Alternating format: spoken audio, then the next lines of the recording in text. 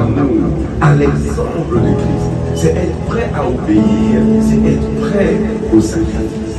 Et c'est pourquoi la Bible nous dit qu'il s'est livré lui-même, il nous a aimés et il s'est livré lui-même à Dieu pour nous, comme une offrande et un sacrifice de bon honneur.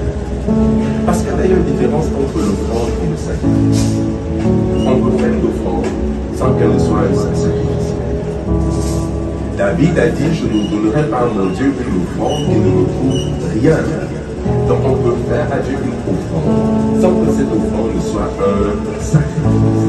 Elle est un sacrifice non, lorsque vous regardez ce avec quoi vous restez et ce que vous donnez, il y a une différence entre ce que vous avez donné et ce avec quoi vous restez. Parce que si ce avec quoi vous restez est plus important que ce que vous avez donné, vous avez juste fait une offrande.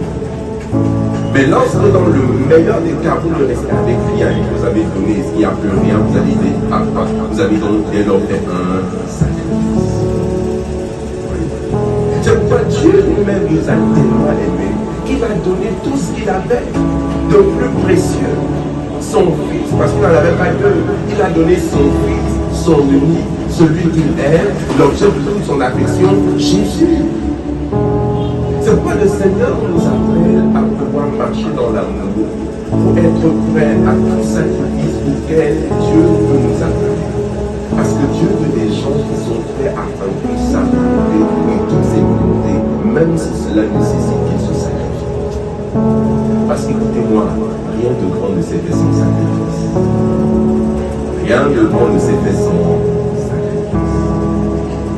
C'est pourquoi Dieu veut des hommes, des femmes, qui sont prêts à aimer comme Jésus a aimé et à se livrer à lui pour qu'il puisse se servir d'eux pour que la volonté de Dieu soit faite.